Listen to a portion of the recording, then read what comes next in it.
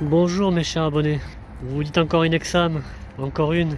3 essais sur 3 modèles chez Pesnard à Aubagne.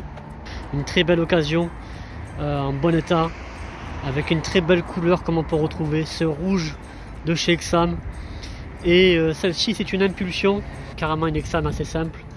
Pour l'époque franchement c'était pas mal, la vérité c'était bien réussi.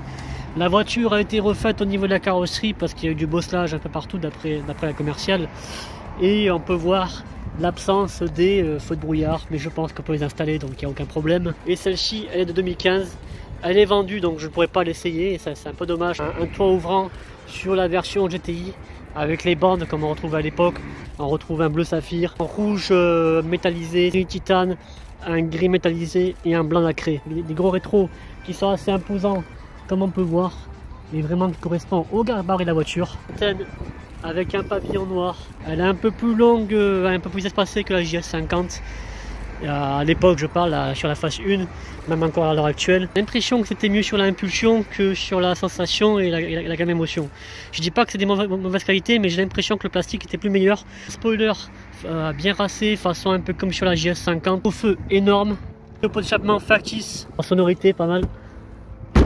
Ton blanc nacré et un couleur noire avec un fond de tissu. Un grand espace de rangement comme on peut voir. Le bas de caisse qui est ici.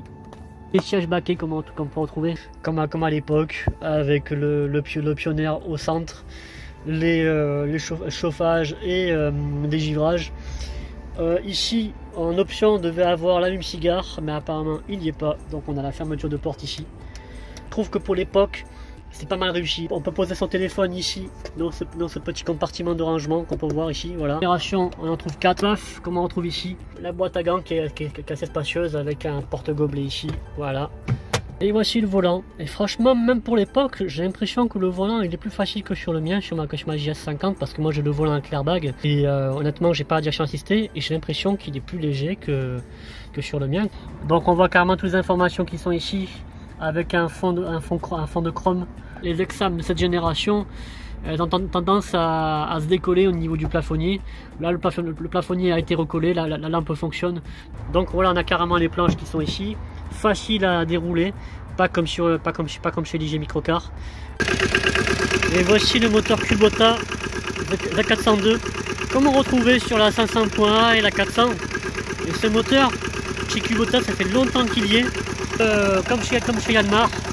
Alors un abonné m'a demandé de faire un essai sur la CH46 et comme c'est promis, la voici. Je teste la nouvelle CH46 en bleu avec des beaux sièges magnifiques comme on peut la voir. Après ça reste le même comme sur l'autre 30 tactile Alpine. Et hop, c'est parti, on va faire un test.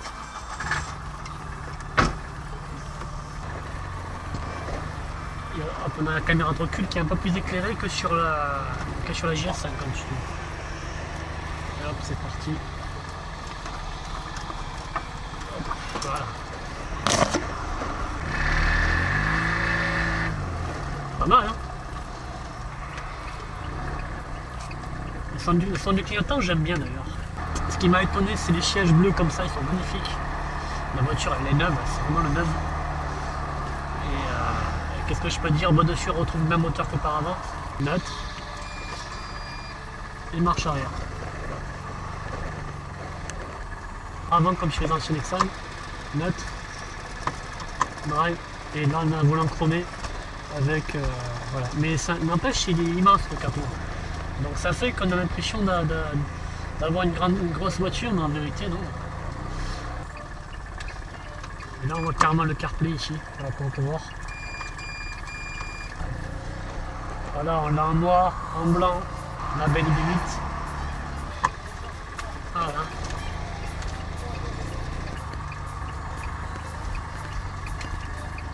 Et même en grise comme ça là.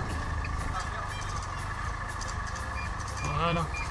On a même le radar sonore. En plus la gueule de l'ancienne Ligier. Allez, je vous dis à bientôt, à la prochaine. Bye bye, ciao.